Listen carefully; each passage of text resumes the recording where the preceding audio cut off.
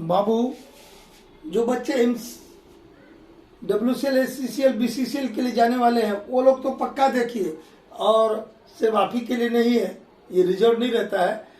जो भी माइनिंग के स्टूडेंट्स हैं सबके लिए है जो एग्जाम में जाते हैं। ठीक है, अभी WCL, SCCL का टाइम चल रहा है, इससे बोले महाधमाका 5। अब बच्चा लोग कन्फ्यूजन क्या होता है, ज्वाइंट सर्वे प्लान और कंबाइंड प्लान में दोनों अलग अलग चीज है बेटा, तो अलग अलग चीज के लिए बनाया जाता है, इसीलिए दोनों को एकदम यहाँ कंबाइंड दिया तो यहाँ ज्वाइंट सर्वे प्लान दिया। ठीक है, तो ये दोनों प्लान के बारे में हम हल्का सा चर्चा कर लेते हैं। कंबाइंड प्लान कब बनाया जाता है? आप लोग को हम रेगुलेशन 118 बताए थे, हमारे टाइम पे 104 हुआ करता था, यही 118, continuous working and multi section, ऐसा करके बताए थे ना। बोर्ड एंड पिलर के प्लेलिस्ट में है बेटा। क्या बताए थे वहां पे कि यदि कोई दो सीम 9 मीटर के अंदर है, when two seams are lying within 9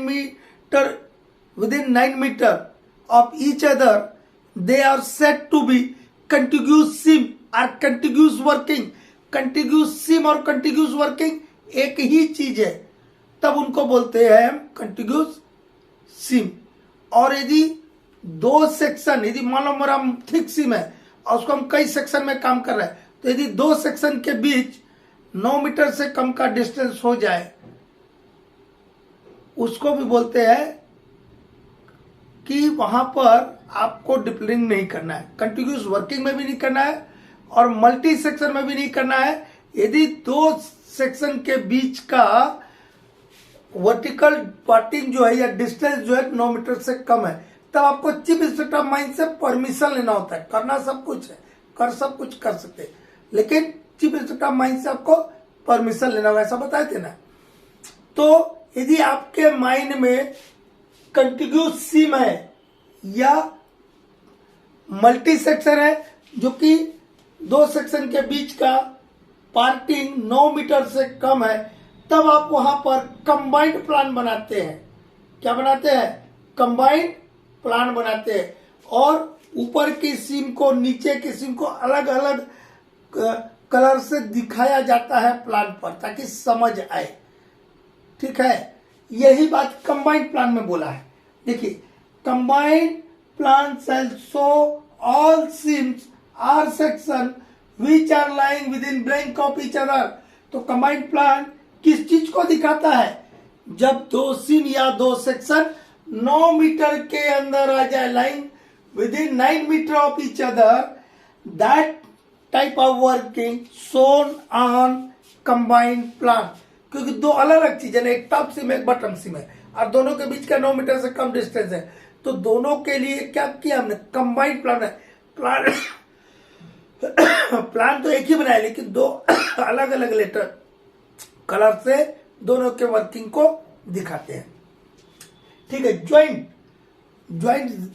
तब ना होगा जब दो पार्टी होगा, तब ना ज्वाइंट की बात आती। ज्वाइंट सर्वे प्लान है, दो पार्टी होगी तब ज्वाइंट की बात आती, ज्वाइंट सर्वे प्लान। ये तो मेरा माइंड था, मेरे माइंड में इस टाइप की परिस्थिति थी कि दो सीम या दो सेक्शन जो है 9 मीटर के अंदर थे, तब मैंने कंबाइंड प्लान बनाया। लेकिन ज्वाइंट सर्वे प्लान तब बनेगा जब दो पार्टी होगी। मेरा एक माइन है, ए माइन है, और मेरे बगल में बी माइन है, 2 माइन हो गया। तो नियम है 1 to 1 के हिसाब से, 1 to 1 का पढ़े ना, 1 to 1 भी बताया बेटा, 1 to 2 भी बताया हूं, और सुपर धमाका में बताया हूं, और कई क्वेश्चन सॉल्व करते भी बताया हूं। सुपर धमाका 3 या 4 में होगा।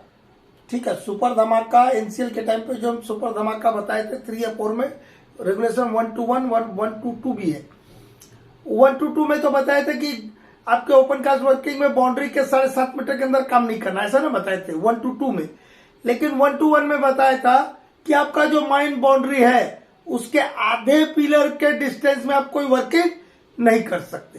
तो यदि मान लो दो अगले बगले 2 माइन है, तो मेरा जो बाउंड्री है उससे मैं उस गहराई पर जो भी पिलर का चौड़ाई आ रहा उसके आधे जो पिलर का विड्थ, आधा पिलर का विड्थ है, मान लो 30 मीटर का पिलर है, तो बाउंड्री से 15 मीटर पहले ही मैं अपनी वर्किंग को रोक दूंगा, और बगल वाला माइन वाला भी ऐसा ही करेगा। ऐसा बताए थे 1 to 1 में बताए थे। लेकिन ज्वाइंट सर्वे प्लान कब बनाया जाता है? जब दो अगल बगल माइन है तो दोनों का या तो एक फिक्स्ड बाउंड्री होगा, फिक्स्ड बाउंड्री को ही कॉमन बाउंड्री बोलते हैं कि ये बाउंड्री है भैया, इसके उस तरफ आप, इसके इस तरफ हम, ये हुआ, ये कॉमन बाउंड्री। या हो सकता है ये बाउंड्री जो डिस्प्यूटेड बाउंड्री हो जाए, कोई एक मालिक चाहे वो ए माइन का या बी माइन का बोल दे कि मेरा यहां से नहीं यहां तक का बाउंड्री है, तो डिस्प्यूटेड बाउंड्री हो गया। क्लेम किया है दूसरे माइन के ओनर ने तो डिस्प्यूटेड बाउंड्री हो गया। तो यदि आपकी वर्किंग, मैं मान लो ए माइन का मालिक हूं, तो मेरे माइन का वर्किंग इस कॉमन बाउंड्री या डिस्प्यूटेड बाउंड्री के 60 मीटर के अंदर आ जाए, तब चाहे मेरा वर्किंग हो चाहे बगल वाले का वर्किंग 60 मीटर के अंदर आ जाए, तब दोनों कॉलरी के सर्वेयर और दोनों कॉलरी के मैनेजर उस प्लान पर क्या करेंगे? साइन करेंगे, ताकि प्लान की करेक्टनेस और वर्किंग की करेक्टनेस बनी रहे। ठीक है, तो ये है ज्वाइंट सर्वे प्लान। ठीक है, देखिए यही सब कुछ लिखा होगा। A joint survey plan shall be signed by both surveyor and manager. Both surveyor and manager दोनों माइन के, ए माइन का भी और बी माइन का एग्जांपल ले रहा हूं, जैसे दोनों माइन के मैनेजर और सर्वेयर साइन करेंगे कमेंट प्लान पे। हैविंग वर्किंग विद इन, कितना वर्किंग के अंदर में आ जाए तब ऐसा करना है, बोला within 60 metre of common boundary और within 60 metre of disputed boundary. ठीक है, तो ज्वाइंट सर्वे प्लान कब बनता समझ है?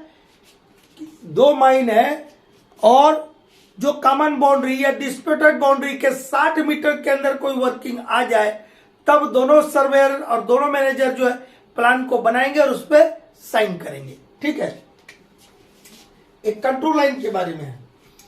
Surface contour lines drawn at vertical interval not exceeding blank meter or not exceeding blank meter in case of open cast mines are mines situated in hilly terrain। ठीक है, control line underground के case में 5 metre के vertical interval पर हम control surface control line draw करते हैं। Underground के केस में कितना बेटा? Not more than 5 metre. अभी अंडरग्राउंड का एक और केस बताऊंगा, अभी ये इन जनरल समझिए।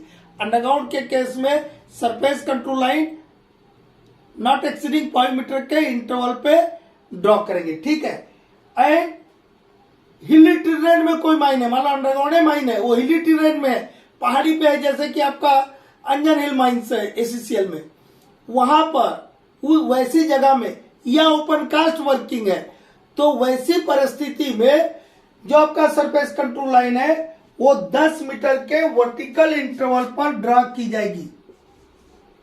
ठीक है, इन जनरल अंडरग्राउंड में not exceeding 5 metre, but underground mine है ऐसा जहां की पूरा पहाड़ी इलाका है या ओपन कास्ट वर्किंग है, तो वहां पर ये surface control line 10 not exceeding 10 metre के वर्टिकल इंटरवल पर ड्रॉ की जाएगी। ठीक है, इतना क्लियर हुआ? ये सब आएगा बेटा WCL में। अब ये मत बोल दीजिएगा आपको कैसे पता है। नेक्स्ट लीजिए बेटा, इस वीडियो से WCL में या ACCL में या BCCL में 2 से 3 MCQ पक्का आएगा, इसलिए ध्यान पूर्वक समझ लीजिएगा। अभी देखिएगा यहीं पे गच्चा खा लीजिएगा लास्ट वाला इसमें।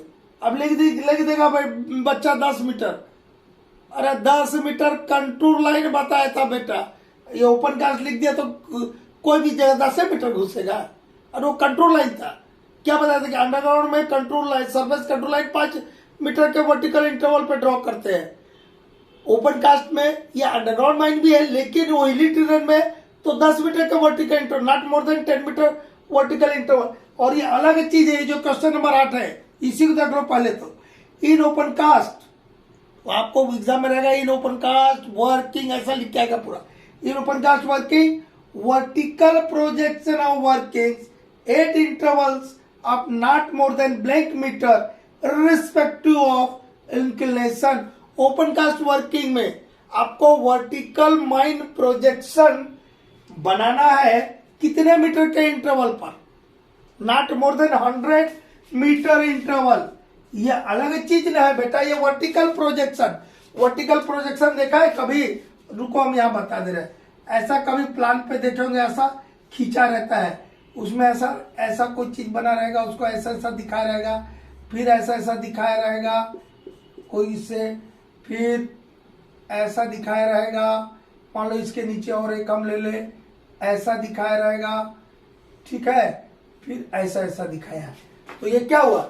ये ऐसा जो बताते रहे डेवलपमेंट को बताता, मतलब एक कोल है, यहाँ पे उसका थिकनेस लिख देगा मान लो 5 मीटर, एग्जाम्पल ले रहा बेटा, ये वाला लिख दिया मान लो 7 मीटर, तो और ये एसएसटी लिख दिया, मतलब सैंडस्टोन है, ठीक है।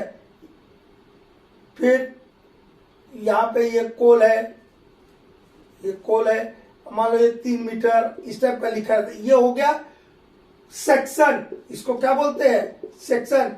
वो जो रेगुलेशन 118 वाला सेक्शन नहीं, ठीक है। ये वर्टिकल प्रोजेक्शन, ये क्या दिखा रहा है? Vertical projection of the working को दिखा रहा है। तो ये हुआ वर्टिकल प्रोजेक्शन ऑफ माइन या सेक्शन, इसके बारे में बोल रहा है। तो ओपन कास्ट में भी आपको vertical projection of the working को दिखाना है। कितने मीटर के इंटरवल पे दिखाना है? Not exceeding 100 metre interval in respect of the inclination. Inclination कुछ हो रहा नहीं रहे, अंडरग्राउंड में इंक्लिनेशन का महत्व है, ओपन कास्ट में नहीं। लेकिन आपको 100 मीटर के इंटरवल पे क्या दिखाना है? वर्टिकल सेक्शन दिखाना है। बोरहोल रहता है आपके पास, बोरहोल डाटा रहता है, बोरहोल डाटा 100 मीटर पे हम करते हैं।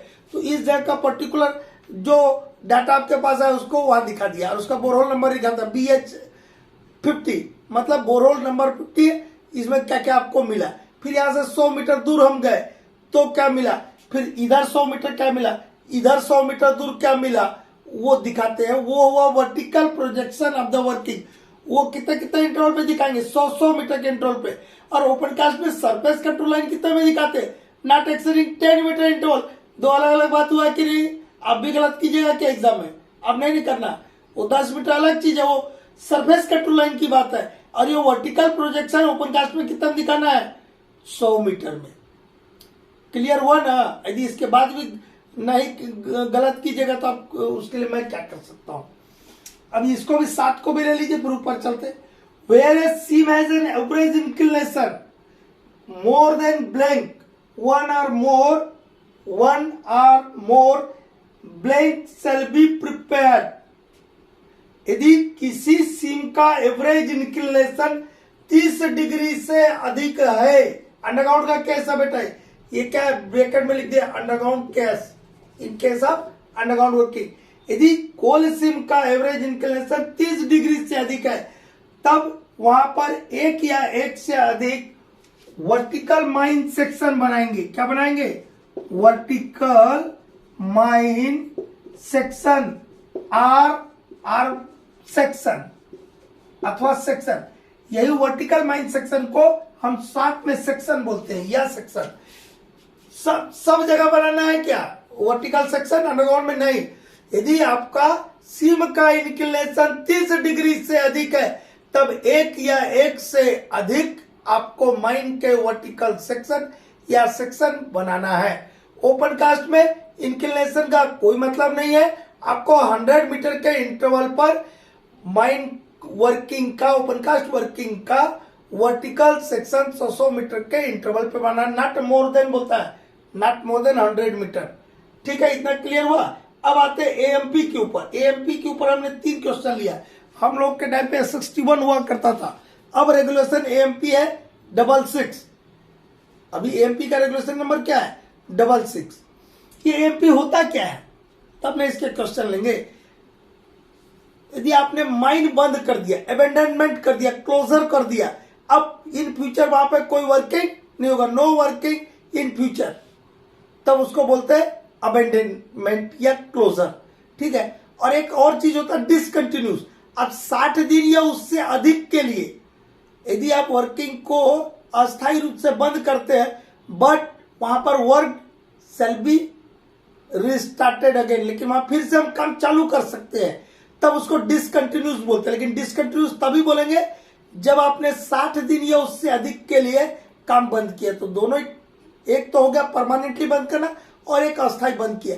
इन दोनों परिस्थितियों में चाहे आपने परमानेंटली बंद कर दिया, अमेंडमेंट कर दिया है, या तो डिसकंटिन्यूस किया है 60 दिन से अधिक के लिए, या अस्थायी बंद हुआ, इन दोनों परिस्थिति में ध्यान से सुनना बेटा, इन दोनों परिस्थिति में हमको चीफ इंस्पेक्टर ऑफ माइंस को abandoned AMP abandoned mine plan, AMP का मतलब अबेंडेंट माइन प्लान सबमिट करना होता है। और उसमें 5 प्लान जाते हैं। कितने प्लान जाते हैं? हम लोग के टाइम पे सिर्फ अंडरग्राउंड प्लान की 2 कॉपी जाती थी।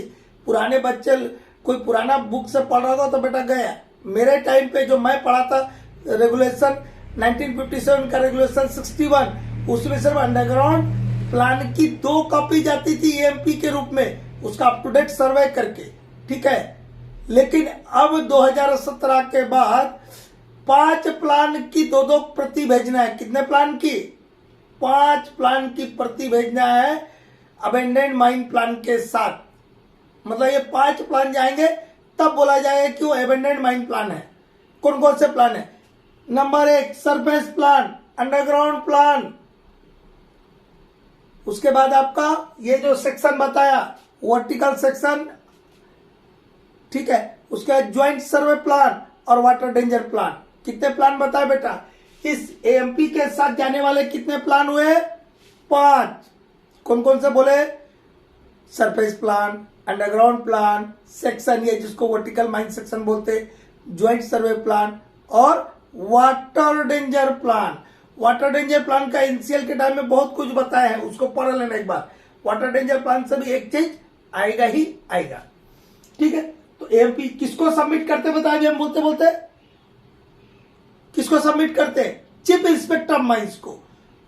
ये जो 5 प्लान हम बताए, surface plan, underground plan, AMP का मतलब क्या? ये 5 प्लान जाएगा तब एएमपी कहलाएगा। कौन कौन सा? Surface plan, underground plan, section, joint survey plan, water danger plan. 5 plan जाते हैं एमपी में। सबकी 2-2 प्रति जाएगी, 2-2 कॉपी जाएगी। किसको देंगे हम? चीफ इंस्पेक्टर ऑफ माइंस को। कौन देगा? Owner agent or manager shall submit 2 true copies of surface plan, underground plan, section, joint survey plan and water danger plan. When? कब करेंगे? कब देंगे? Within 30 days. Within 30 days of abandonment or closure. जब हमने abandonment या closure कर दिया उससे 30 दिन के अंदर में. And in case of discontinuance, within 90 days of discontinuance. इतना ही तो है बेटा एमपी में। तो बताओ आप, MP shall be submitted to, क्या क्या बोला रे बच्चा? चीफ इंस्पेक्टर ऑफ माइंस को जमा करते हैं हम एमपी। कौन जमा करेगा? ओनर एजेंट और मैनेजर। कितने प्लान रहते हैं इसमें? 5। Surface plan, underground plan, section, joint survey plan और वाटर डेंजर प्लान, ठीक। MP shall be submitted within blank days of abandonment और क्लोजर। परमानेंटली बंद किया है तो 30 दिन के अंदर में देना है। परमानेंटली बंद कर दिया, अबेंडनमेंट या क्लोजर बंदी ना, पर पूरी तरह से बंदी हो गया, तो एमपी को कितने दिन के अंदर में सबमिट करना है? विद इन 30 डेज सबमिट करना है। और डिसकंटिन्यूस के केस में 90 डेज के अंदर में एमपी को सबमिट करना है। एमपी का आएगा बेटा इस बार एक क्वेश्चन एमपी से तीनों एग्जाम में से कोई ना कोई में आएगा। कौन जमा करता है? ओनर एजेंट और मैनेजर। किसको जमा करते हैं? चीफ इंस्पेक्टर ऑफ माइंस को। क्या होता है एमपी में? 5 प्लान की 2-2 प्रतियां जमा करते हैं, ठीक है। यदि पूरी तरीके से माइन को बंद कर दिया है, बंद कर दिया है तो 30 दिन के अंदर, डिसकंटिन्यूस किया है 60 दिन से अधिक के लिए डिसकंटिन्यूस किया तो डिसकंटिन्यूस करने के 90 दिन के अंदर में एमपी सबमिट करना। इतना ही। नेक्स्ट कुछ क्वेश्चन लेते हैं। हाँ बेटा, आरएफ ऑफ माइन प्लान, जितने भी माइन प्लान होते हैं वो आजकल मैट्रिक सिस्टम में बनते हैं। वो या तो 2000:1 और 1000:1, कहीं गलती से 100 या 200 लिख दिया तो 2000 और 1000 पढ़ना बेटा, तो लिख हो जाता है। एक बार 1/2 लिखा था, 1/5 लिखा गया था। आरएफ ऑफ माइन प्लान 2000:1 और 1000:1 के ही स्केल में रहेगा। इसको ऐसा भी बोलते हैं 1:2000, 1:1000। फिर और भी बताया हैंड प्लान जो है किस में बनेगा, जियोलॉजिकल प्लान किस में बनेगा, वो पिछले वीडियो में कभी बताए हम, आप देख लीजिएगा। एक स्केल बना रहता है, कितना सेंटीमीटर लंबा रहता है, वो स्केल माइन प्लांट पे 25 सेंटीमीटर लंबा रहता है, 25 सेंटीमीटर लंबा रहता है, और वो सुटेबली सब डिवाइडेड रहता है। और कौन सा स्केल रहता है वो, प्लेन स्केल की डायगोनल स्केल, इंजीनियरिंग डाइंग पढ़े ना है, डायगोनल स्केल रहता है, ठीक है। Plan and section which are maintained under these regulation shall be up to date, वो उतना सबने लिखा मैं, ठीक है, मैं से plan and section up to date लिख दिया। क्या रहेगा यहाँ आपको जब एग्जाम आएगा, plan and section which are maintained under these regulation shall be up to date and which is not earlier than blank month। मतलब जो हमारे कोल माइंस रेगुलेशन के तहत बनाए जाने वाले प्लान और सेक्शन है वो कितने दिन पहले तक के अप टू डेट होने चाहिए, not earlier than 3 months, not earlier than 3 months, 3 बोल रहा बेटा, 3, नॉट अर्लियर देन 3 months। ये हुआ। अब बच्चा लोग हमको पूछता है सर एबीएस का फुल फॉर्म बताइए ना, कहीं माइनिंग में पढ़ा एबीएस? अरे जरा कुछ नहीं बुझाता हो, तुम लोग को वो करने के लिए ऐसे आलतू फालतू जाल में फंसा देता है। कोई बोलता सर ये एयर ब्लास्ट शेल्टर होगा कि एयर ब्लास्ट स्टेशन होगा, तो बेटा स्टेशन तो होता नहीं, एयर ब्लास्ट शेल्टर मैं तो बोल दिया एयर ब्लास्ट शेल्टर यार लिखना।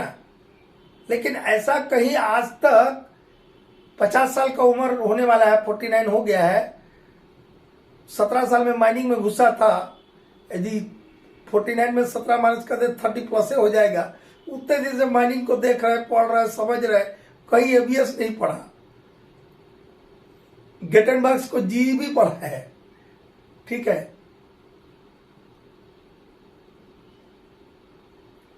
तो ऐसा भी लोग लिखता है जबरदस्ती में, तो उसमें काहे एयर ब्लास्ट शेल्टर में घुसे जा रहे हैं आप लोग। और एक और चीज था कि 72 घंटे वाला 251, एक हमको बोला सर आप ही ने बताए थे कि 72 घंटा के अंदर में वो करना है, बोला क्या करना है? अरे भैया बोला था फेटल या सीरियस एक्सीडेंट हो जाए तो जिस चीफ इंस्पेक्टर ऑफ माइंस या इंस्पेक्टर ऑफ माइंस जिसको नोटिस गया है रेगुलेशन 8 के तहत, उसको आके उस प्लेस ऑफ एक्सीडेंट पे इंक्वायरी करना है, इंस्पेक्शन करना है। क्या करना है? उस प्लेस ऑफ एक्सीडेंट का इंस्पेक्शन करना है, इंक्वायरी करने के लिए बोला है। इंक्वायरी बड़ा चीज होता है, इंक्वायरी 2 महीने के अंदर में करना है चीफ इंस्पेक्टर ऑफ माइंस या इंस्पेक्टर ऑफ माइंस को, ऐसा बताया होगा।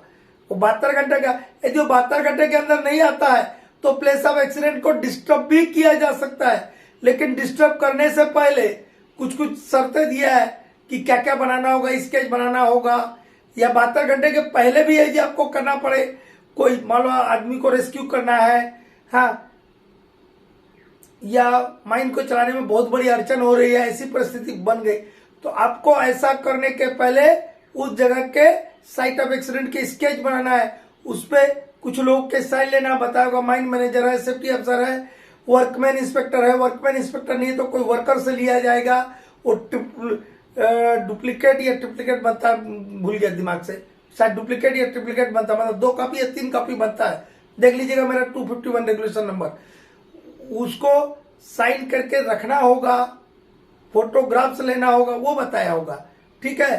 तो ये सबको ध्यानपूर्वक देखिए।